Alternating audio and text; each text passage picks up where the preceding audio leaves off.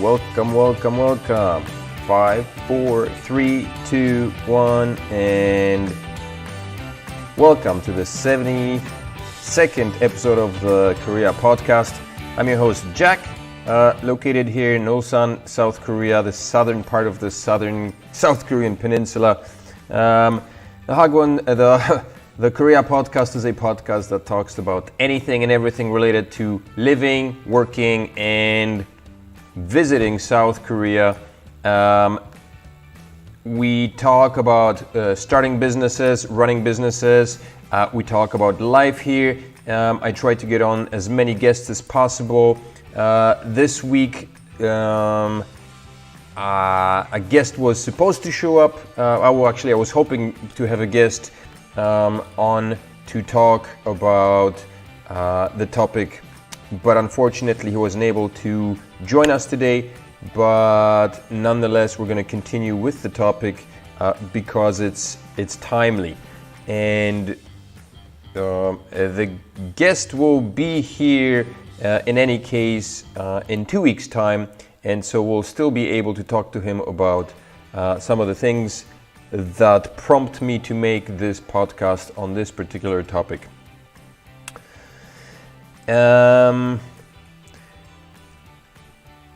Just before we get going, initially, as I mentioned, the Korea podcast was run under the name of the Hagwon podcast, and what prompted that was mine and David Tulips, my former co-host, basically employment, centering, where I have a Hagwon, he's got a Gombubang, and basically together we sat down and decided to make a podcast on that topic. So for information, I am the franchising director for Seoul English Korea. So if you do have any questions, if you're interested in starting your own Hagwon here in South Korea, please contact me for any other questions you might have, for questions that you might have on how to start, or if you'd like to work with us with Seoul English Korea, then drop me a line. Okay, so moving on to today's topic.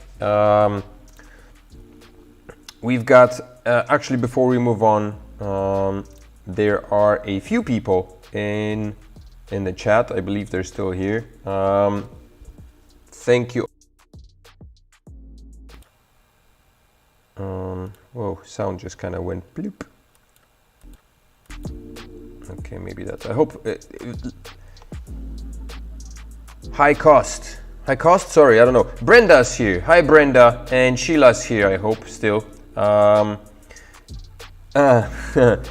Welcome to the podcast. If you're new here and you're just watching the podcast for the first time, somebody told me that I have an accent when I say podcast. That is not podcast, it's podcast. I don't know, whatever. If you're new here to the podcast, to the Living Korea channel, make sure to stick around and check out the videos, check out the podcast, see if you like it. Check out some of the Living Korea channel videos. If you do like them, then stick around, subscribe to the channel, like the video, and so forth and so on. To the topic at hand.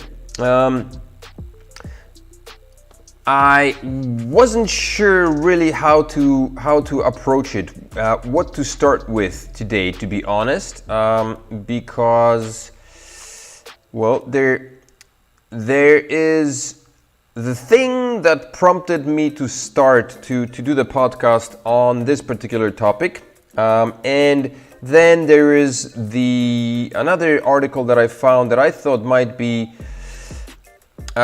good to read because it's on the topic, and that article is entitled "In South Korea, being drunk is a legal defense for rape." And I know that rape is a lot more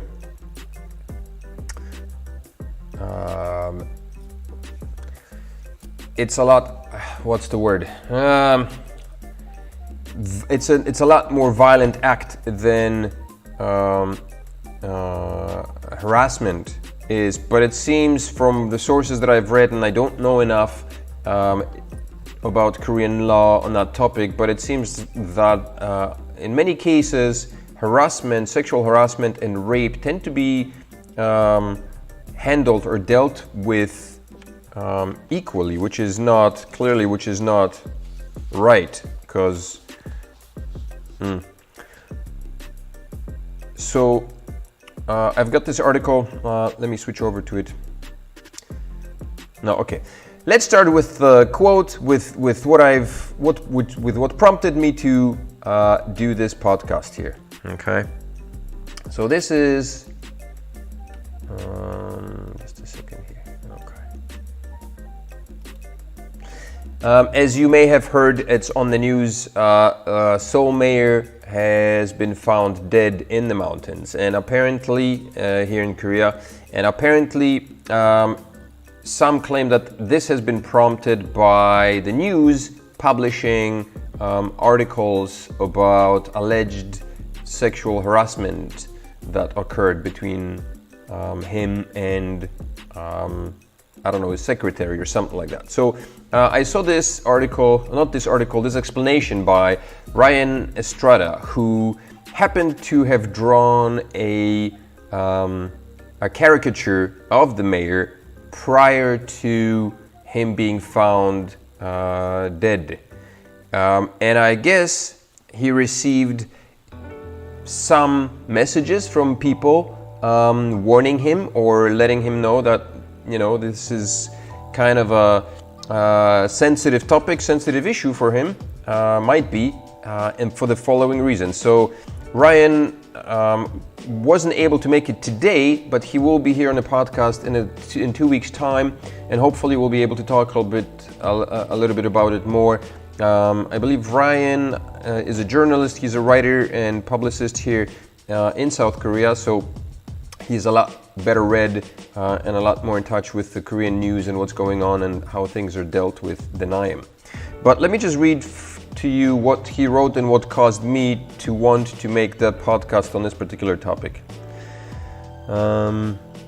Please also let me know if the music, if it's too distracting, if it's too noisy. If it is, I shall mute it down.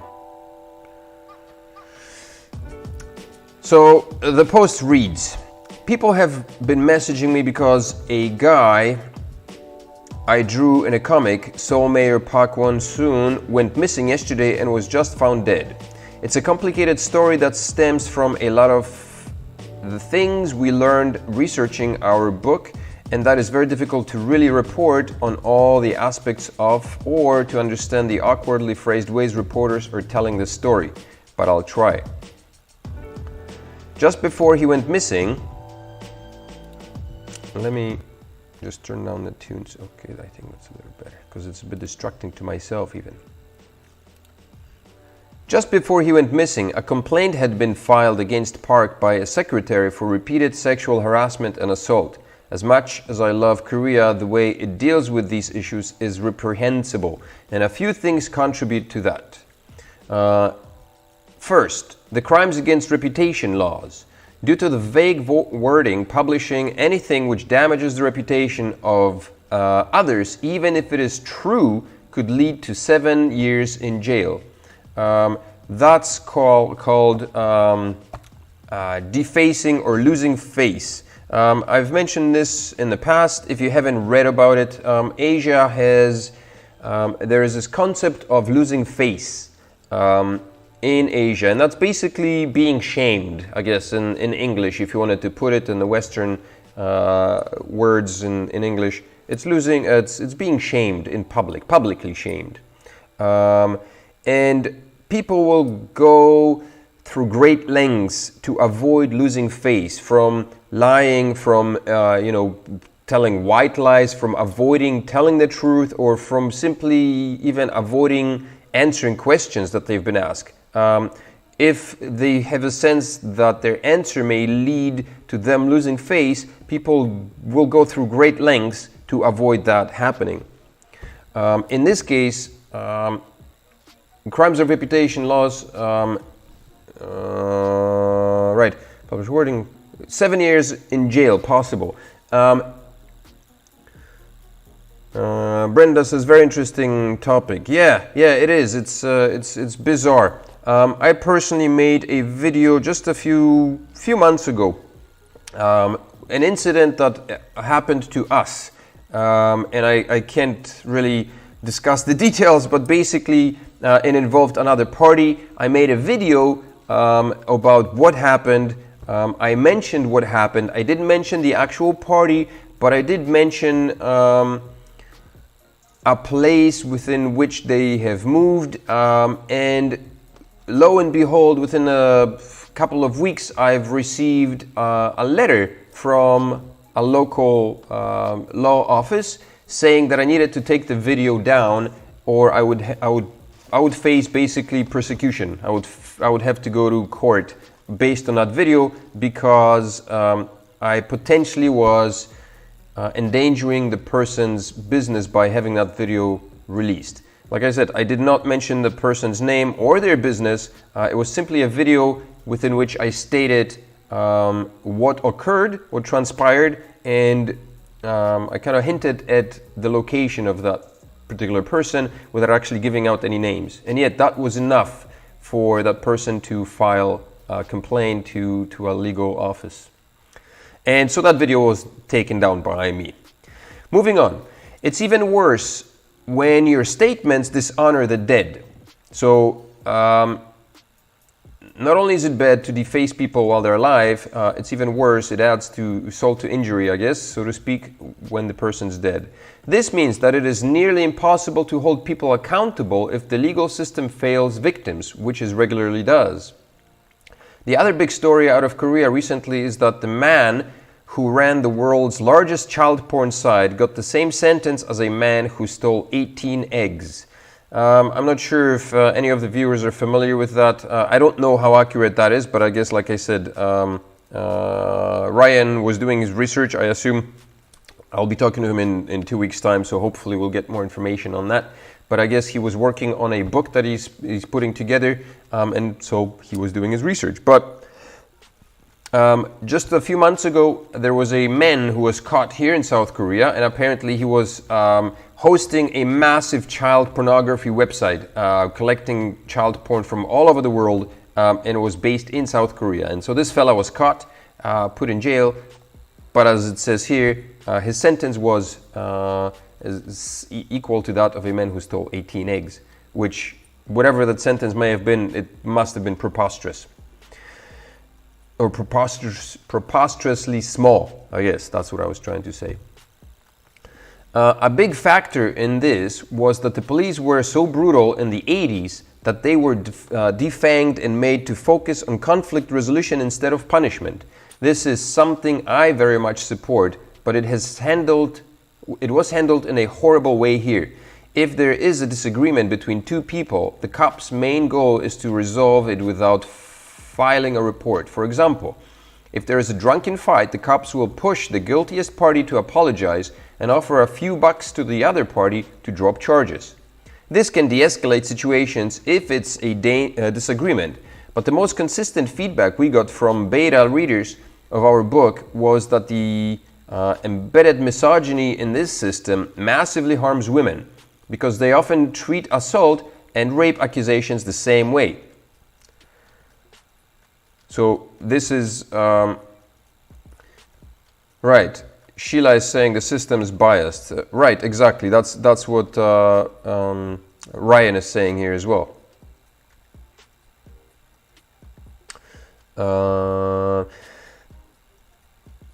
There have been reports of cops showing up in victims' hospital rooms with their rapists' crying families to demand that they accept the apology money to drop it. What? So imagine you're a woman who have been raped, okay, and you're in a hospital for whatever reason, if you know, just to take care of yourself, or if you've been brutally attacked and now you have to be in a hospital, and the person who did this to you, who harmed you, he sends his family to come to you so the family can give you money so you keep your mouth shut about it and stop talking about it.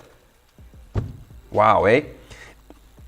And if they do, so if the women do drop the charges and take the money, they can't talk about it because without a police report, they'd run afoul of the reputation laws. So if you do decide to not talk about it and accept the money, then you are no longer allowed to talk about it because you've already taken the money and there's nothing to be said. So you cannot, talk about it more because then you'd be defacing the person, so to speak, right?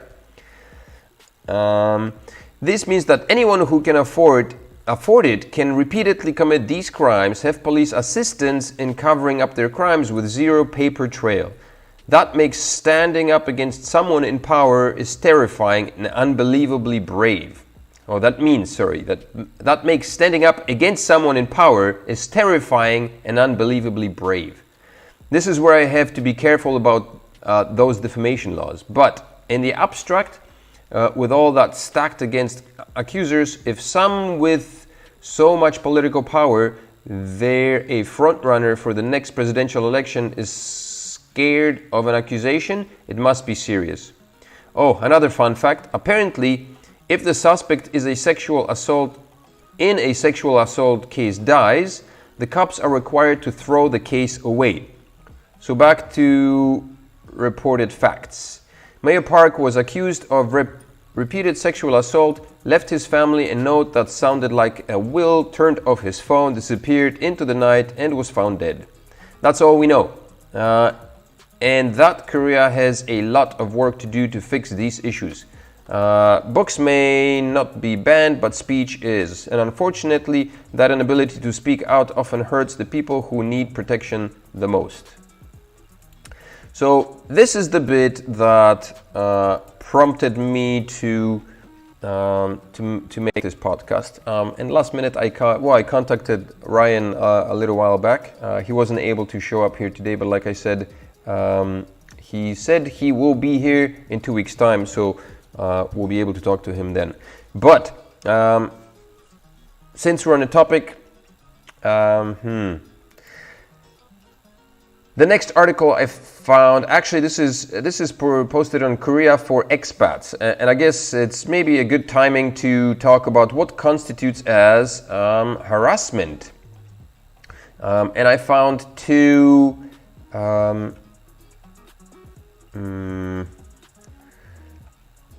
write-ups of what constitutes as harassment in according to the Gender Equality Employment Act here in South Korea.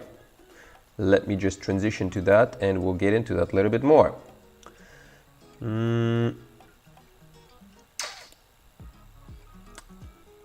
Okay, I'm just looking at the screen here and I'm wondering if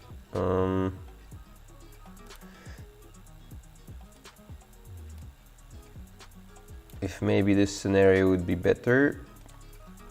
Transition. Okay, I think this may be better because then you can see a little bit more of the text rather than the sign cutting it up here in the corner. Okay, so according to the Gender Equality Employment Act, sexual harassment in the workplace refers to behavior or language by an employer, CEO, manager, or worker who through his/her position at work or who in a work-related situation causes a worker 1. To experience feelings of sexual humiliation or aversion, or 2. To suffer disadvantages in employment or having refused a sexual approach or request.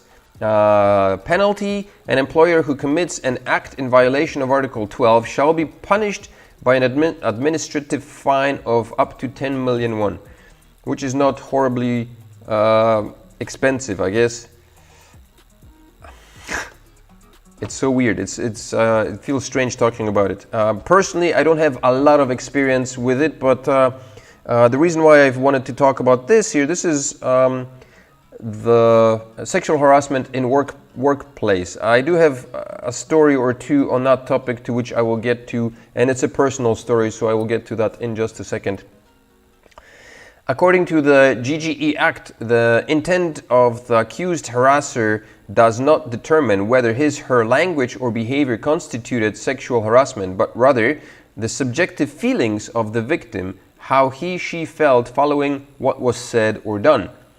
how any other reasonable person would have judged and reacted under the circumstances, and 3, whether or not work efficacy was impeded. Harassers can be employers, managers, workers, co-workers, and subordinates, third-party non-employed by the same company, including vendors and customers. Okay, that's not that important. It just outlines who can be the harasser. Victims can be basically anybody who's feeling victimized, right?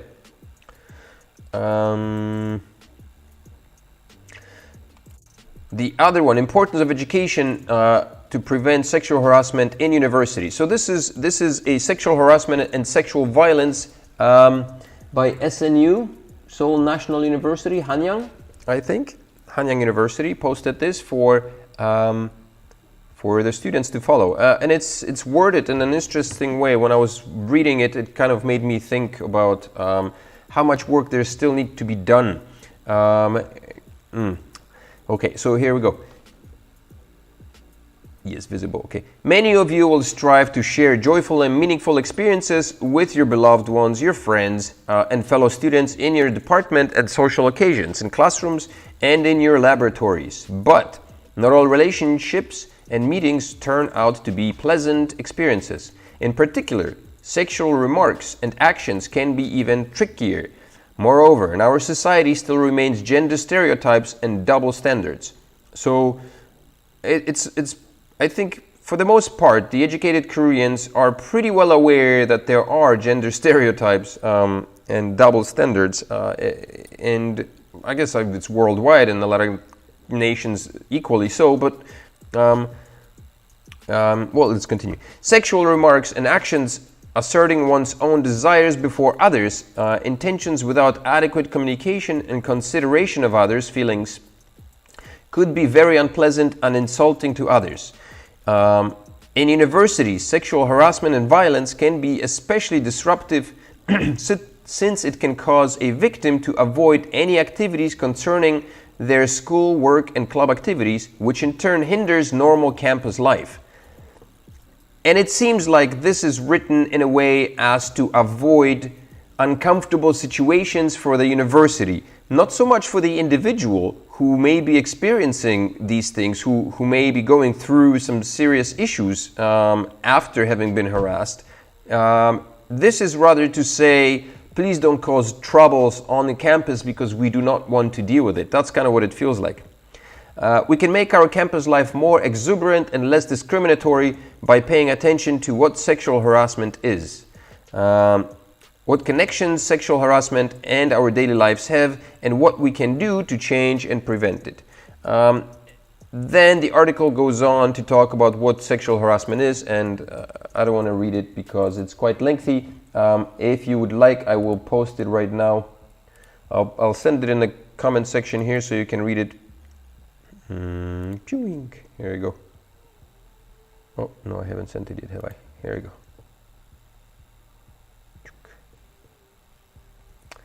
go. It's all directed to money. Yeah, right, exactly. Sheila says it's all directed to money. Precisely. A university, you know, it could tarnish the university's reputation, right? Having, imagine a young woman is harassed or you know, to whatever extent, whatever level, and then she makes a claim, makes a report. Whether in many cases these reports are dismissed as, you know, this didn't happen, or there's always some excuse that, you know, allows the perpetrator to basically get away scot-free. But regardless of whether the issue is dismissed or not, just having that conversation, you know, hang over the university kind of may tarnish its reputation. So the way this is worded here, it kind of feels, yeah, like you said, Sheila, it feels like it's all about money, right? Like our reputation is at stake, so please behave so as not to tarnish our reputation. The potential victim's well-being is kind of a secondary thing. At least that's how this kind of feels here.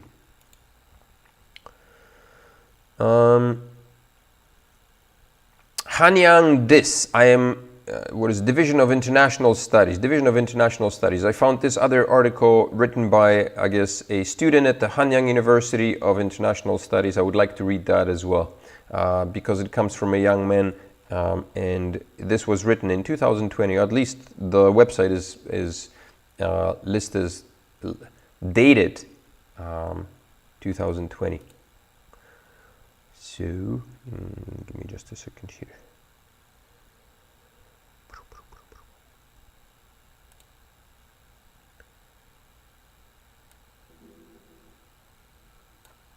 Okay. All right, so sexual harassment in South Korea. Sexual assault is one of the biggest recent issues in South Korean society, causing women to stand up for their sex and demand to have their voice heard. The article is not, the fella's English is not perfect, so there's some awkward phraseologies, some awkwardly phrased sentences, but sidestep that and let's get to the point. The findings showed that statistically, the percentage of sexual harassment crimes were an alarming rate of 98% of the assaulters being men, and of the victims, 86% were shown to be women. So this is not to dismiss same-sex assaults. It just says that the larger number of assaulters are men and the victims are women. Sexual harassment crimes rate for reported sexual crimes stand at an astonishing rate of 3.4 reported cases every hour. That is crazy. These issues are of a matter of great importance and stands as a gender power imbalance we must fix within South Korea. So young people in South Korea acknowledge the fact that there is a gender imbalance and that these things do occur and they need to be taken care of, man. Which is good. It bodes well for Korea as a nation, right? One of the places where sexual assault is the most prominent can be found in the workplace. In a current state of society where competition for employment is fierce and work conditions are near unbearable, women are victim to hardships in addition to what they already face. The constant danger of harassment constantly looming in the work environment in which they must survive. A survey conducted among working women showed that 8 out of 10 women reported being sexually assaulted or harassed at and outside of work by a coworker. That does not bode well. That's a really bad statistics. Basically, yeah, out of 10 women, 8 are sexually harassed in one way or another. The questionable aspect of this problem is that a staggering 78% of women kept their attacks a secret and only 22% took action against their assailant. Before you ask yourself why these women don't speak out, you must first understand the culture background of their society.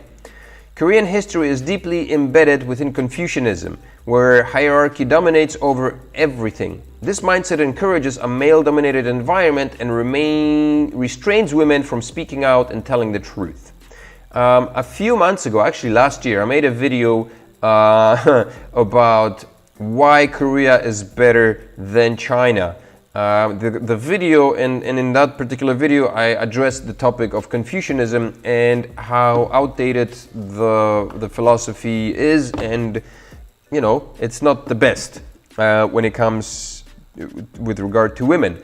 And that video got slammed by Chinese nationalists, just posting comments and trying to... Oh, it just got murdered. If you're interested, have a look. Flip through the Living Korea channel. You'll find the video. I forget what the title is. It's something along the lines of why Korea is better than China to teach English or to live or something of that sort. But so this basically confirms, what I was saying as well, or it goes along with what I was saying as well. Moving on, a prominent example which can be applied is in regards to an article published in 2014 about a young girl named Soo-jin. Soo-jin had worked hard all throughout college to get her dream job at Hansem, a furniture-making company. On the first day on the job, after she was finally employed, her co-workers invited her out for drinks to celebrate her employment. After a round of drinks, Soo-jin found herself inebriated to a point of drunkenness. Isn't that what inebriated means? Anyway, and it was at this point that one of her supervisors invited her for another round with him alone. Out of courtesy and Confucianism-driven respect for her supervisor, Soo-jin, of course, felt obligated and found herself being led to a motel room. In the said motel room, the supervisor took advantage of her drunken stupor and forced himself on her, raping her twice for a total sum of 4 hours against her will. I don't know how he knows these details. I assume that he has written this article based on the article that the Soo-jin, the victim, has I guess she opened the case, and since it was reported, that's probably where he gets it. So that's why it's so awkwardly, strangely detailed here. After the ordeal, Soo-jin needed some time to work up the courage to tell her company about what happened the night with her supervisor. She was sent to the HR department, where they gave her two options. She could either drop the charges and be let off with a warning, or be fired from the company. Of the two options, Soo-jin was forced to select one of the unreasonable two and ended up dropping the charges, but was unfairly penalized for falsely reporting a fellow employee and had her pay cut by 10% for 6 months. Ouch! It doesn't matter which way you turn, you're screwed, basically. Soo-jin could lose her job, report the fella to what happened, lose her job, or keep the job, but then basically by dropping the charges, she admitted that she was wrong, and so she was penalized for it. And so at this point, I would like to jump in and tell you a little bit about my personal story, okay? From what I heard from women that I've talked to personally. I know them personally. One woman who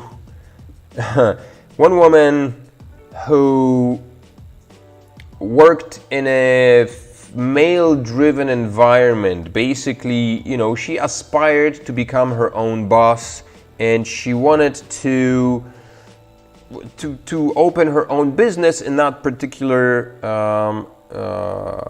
industry. And because she was good at what she was doing and she was pretty, her employer, you know, would take her out for drinks. I mean, this is very common in Korean society. That's another thing that I wanted to mention here. There's another article about that, which I guess should be mentioned as well. And that is, what is it? Hwaeshik. The idea of hwaeshik, which is the office party after work. It's kind of in Korea, a lot of companies have, you know, after work dinners. If you ever see people going out to dinners and getting drunk after work, that's, you know, under the pretext of building team spirit. We need to go and be together and hang out in order to you know, to feel comfortable and all that stuff. Koreans are, like I said in one of my videos, Koreans are not very good with expressing emotions externally. There's, you know, they're not very affectionate people. They do become very affectionate once the booze is rolled out. And so a lot of the hwaeshik is used in order to build team spirit and, you know, company dinners and so on. And a lot of these things occur, the harassment and stuff like that occurs during these times. Sheila says, yes, they eat together. Yeah, they have dinner together, company dinners together. So this is a very big part of the Korean culture. It happens all the time to the point that even the Korean government recently passed a bribery law, saying that companies now are no longer allowed to take out business partners to dinners because that may constitute as bribery. So, if, for example, let's say, I don't know, one big Korean company wants to export things or purchase things from another international company, and they have, they take out the representative of the other company out to dinner. There used to be, I don't know what it is, how it goes, but if there's a limit on how much they can spend, but they're not allowed to do that because it may constitute as bribery, right? Like, okay, come on, let's talk at dinner, right? Let's get you drunk and have a good time. We'll pay for everything, and you make sure that we can export our stuff to your nation, right?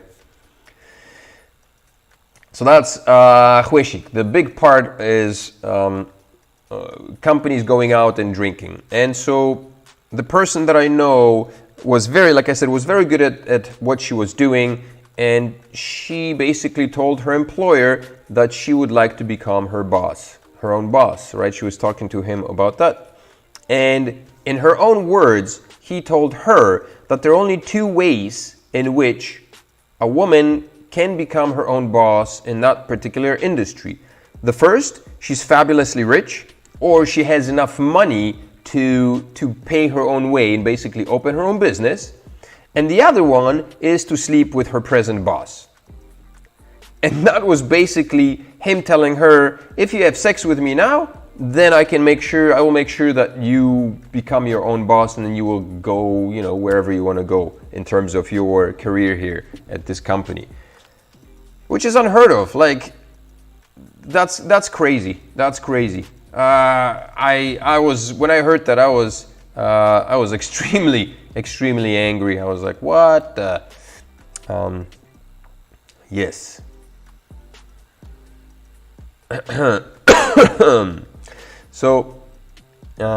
So the talk about hueshik comes from this article here, posted on the East Asia Pacific website. South Korea's Me Too movement challenges workplace sexual harassment. Let me just briefly read to you what it's about. The office party is an integral part of South Korea's work culture, known as hueshik.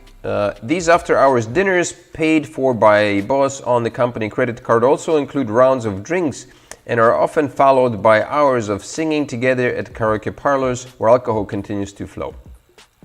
Unlike karaoke bars in many Western countries where people sing in front of total strangers, these establishments called norebang in Korea feature private rooms that can accommodate large groups. For those who do not live in Korea, that's how it's done. Korean norebangs are very different from karaoke back home. I think I went to karaoke in Canada once or twice, and it's just it's a bar, and it's got a stage, and there is a karaoke machine with a screen and a microphone. And if you're brave enough to go up on the stage in front of a bunch of strangers, complete strangers you've never seen, then holy moly, like my thumbs up to you and congratulations. I wasn't able to do it, man. I was not drunk enough, or I don't know, just I don't have the balls for it, I guess. Although I shouldn't say that, because my female friends had big kahunas, because they just went up on stage and started singing. I was like, I'm not doing that. So it's not a gender thing or genitalia thing in this case. Okay, so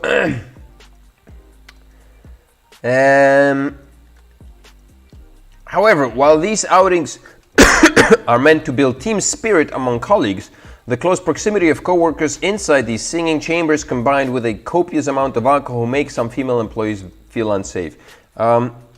The thing about these things is that they're kind of expected. If you don't go to one of those things, then you may be perceived as not willing to fit into the employment culture. You may be seen as not being a team player, and it's just bad for your career, for your employability. And so that creates a dilemma for women, for people who don't drink, first of all.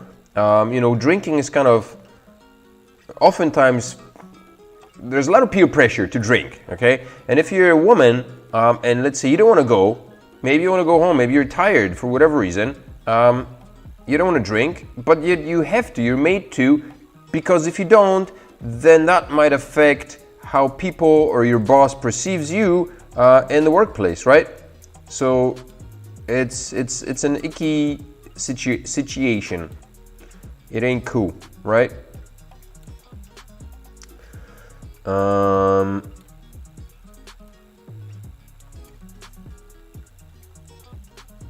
And so because the rooms are not very big, if you have a bunch of people in them, things can get pretty squashed, and I guess with women and people feel uncomfortable. And it doesn't only, like the article said before, it's the majority of these cases are involve women as being the victims, but they do not exclude men. And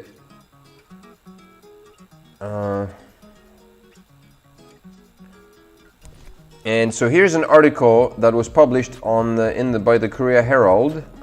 It is a dated article, though. I think it came out in 2018, or 2019. Let me just quickly find the date here. What is that? 2015. Yeah, so it's a bit dated, but nonetheless. And pardon me for the formatting, it's a bit odd. Odd formatting. Let's see, can we make this bigger?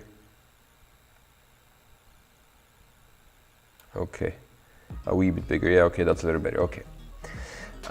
So earlier this month, a 21-year-old Marine was sentenced to 1 year and 6 months in prison for sexually abusing at least 4 of his male subordinates over the course of 20 occasions in 2013, including forcing them to perform oral sex on him. The title of this is Korea's Rape Laws Self-Contradict. However, when prosecution in Gwangju indicted him on sexual abuse charges, they could not apply the nation's rape laws, as the law also only acknowledges rape when the female sex organ has been penetrated by the male sex organ. So basically, it's impossible for a man to rape another man, according to the law. This means same-sex rape cannot be legally acknowledged in Korea. The laws also didn't recognize any other forms of sexual penetration, such as forced anal or oral sex, or inserting of a foreign object into the body as rape, regardless of the gender of the victim.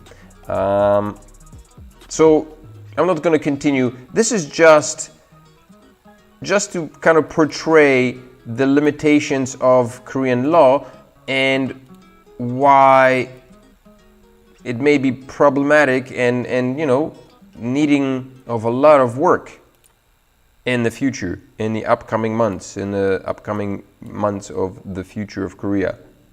Man, it's 47 minutes already. I was hoping to keep this podcast short, and obviously, this is not a topic that can be short, but I guess I would like to complete with one last article, a very morbid one, but it is published. This was published in 2019 and is pertinent because it's supposed to happen this year, 2020. So a few years ago, there was a case in which a man, I'll just read it. If you're not familiar with it, you will become familiar. So in South Korea, being drunk is a legal defense for rape. October 20th, 2020 is a day that Na-young and her family dread, and one that most South Koreans resent. It is the day the man who brutally raped 8-year-old Na-young while drunk, leaving her with lifelong physical and mental disabilities, will be released from a prison in Pohang, South Korea. In 2008, Cho Do-son, was sentenced to just 12 years in prison for kidnapping, battering, choking, torturing, and raping the girl, who has been referred to only by the pseudonym Na-young to protect her privacy. Na-young's case is an illustration not only of the unjust nature of sentencing practices in South Korea, but also of the sexism that pervades South Korean society, as exemplified by the gender inequality that puts women at perpetual risk of being assaulted and then unable to find justice in court. I'd like to add to this horrible case, or maybe I shouldn't, because it's this is mind-blowing, right? I mean, if anything like that happened to my daughter, I'd probably be the one going to jail for murder, if you catch my drift.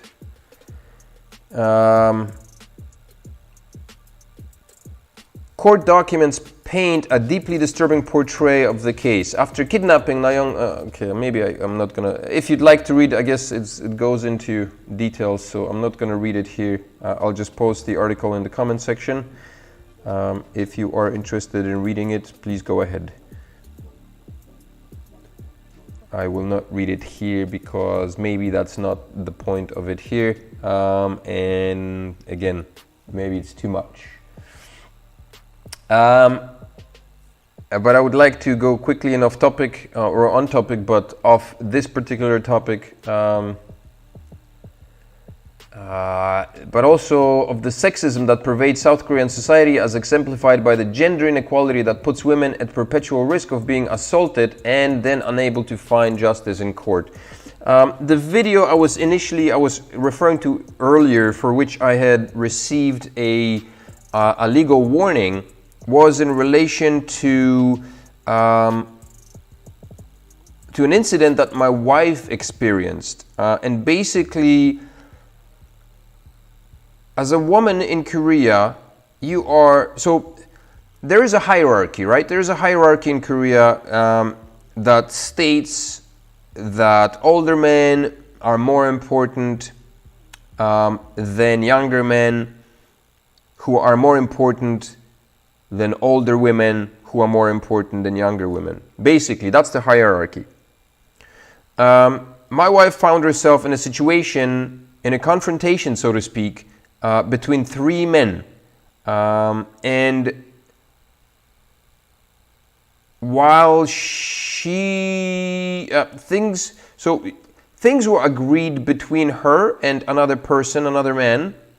Things were agreed upon prior to what transpired, and then during the event, during the time that I'm talking about, two more men were present, and during that time, the involved party, my wife and the other dude with whom they talked about things earlier, denied everything that he said he was supposed to do.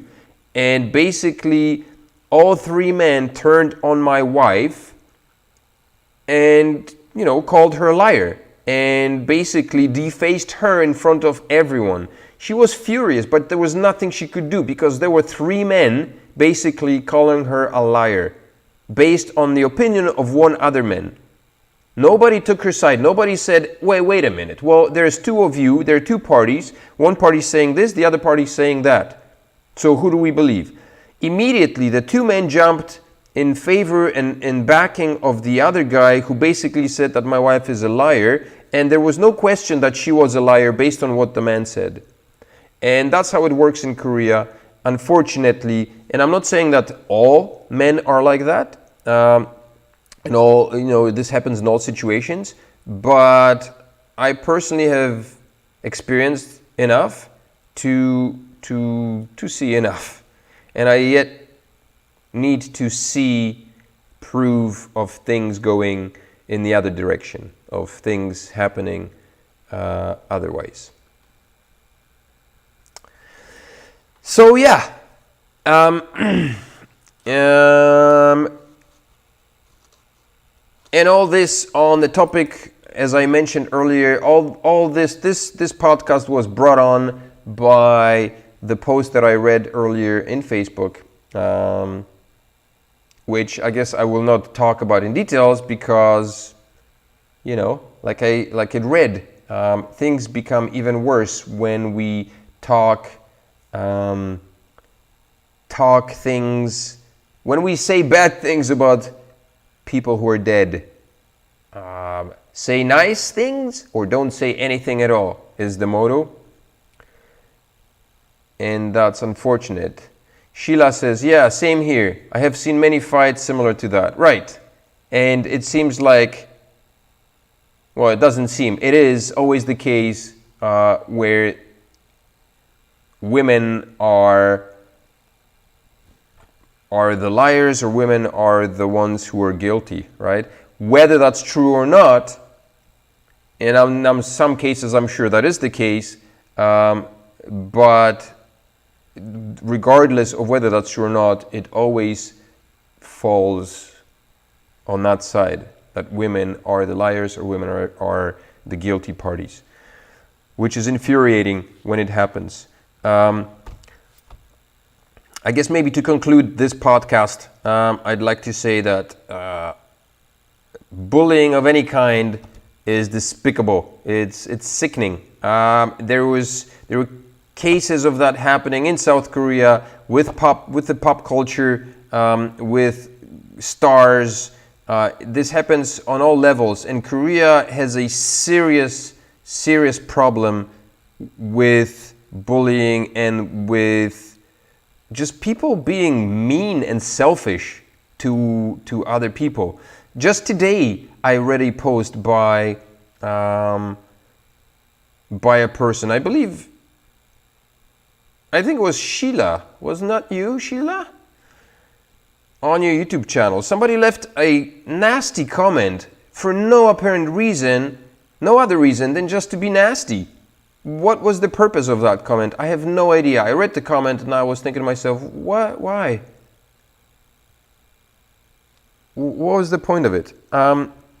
So, for all those who are experiencing bullying, who are dealing with that kind of nonsense from other people, just keep that in mind. And I know it's not easy. I'm probably the last person to talk. My reaction is to get angry. I think I have built a defense mechanism, and my defense mechanism is anger. Instead of becoming sad, I get angry, and sometimes I get really angry, and that's just to deflate or deflect, the hurt that may be coming. Elephant nose. Yeah, it's ridiculous. Like, have you ever seen an elephant, whoever the heck you are? Maybe that person has never seen an elephant. Maybe that person is some poor kid stuck in a basement somewhere and somebody showed him a picture of a pig and said, hey, look, that's an elephant. Now this kid thinks that's an elephant, it's just so stupid. So to people who are experiencing bullying and who have to deal with stupidest comments like that, Sheila, you had today, just know that these people make other people feel bad because they themselves are not in a good place. Yeah, that's good. That's probably a lot better, Sheila. Sheila says, I laugh. That's my mechanism. That's a much better mechanism than my mechanism. I try to fix my mechanism, but it's hard. It's hard to teach an old dog new tricks, right? As they say. So, but if you are in this case where you have to deal with that, just keep in mind that, technically we should feel sorry for people like that, because the people who try to make us feel bad are most likely themselves in a bad place, and they are the ones who are down on themselves, and they just try to bring other people to their same level to make them experience their own misery as well. Unfortunate as that is. All right, so I think on that note, I will call it an evening. It has been a blast. Well, not a blast, but it was a very good topic. Sheila and Brenda, right? Thank you for tuning in. Thank you for being here. If you are new to the Living Korea channel, if you are watching this podcast now, or if you are watching it after, it has been posted to YouTube. Make sure to hit the like button.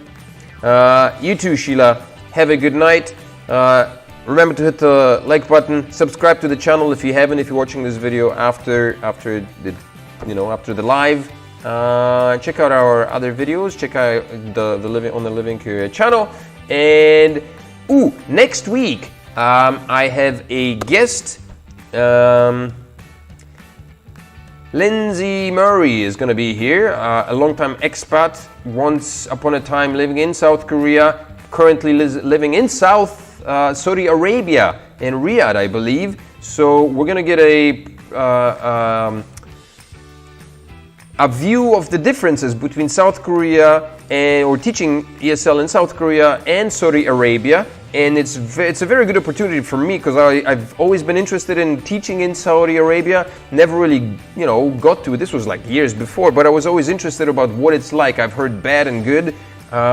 So this is going to be a good opportunity to get a hands-on information on what it's actually like to teach in South Korea. So that's next week. And then in 2 weeks' time, the author of the post, Ryan, I don't know his last name, will be here as well. So that's what's coming up in the next 2 weeks. Thank you all for tuning in today. Make sure to like, subscribe, share, and we'll see you in the next podcast. Have a good night. Bye-bye.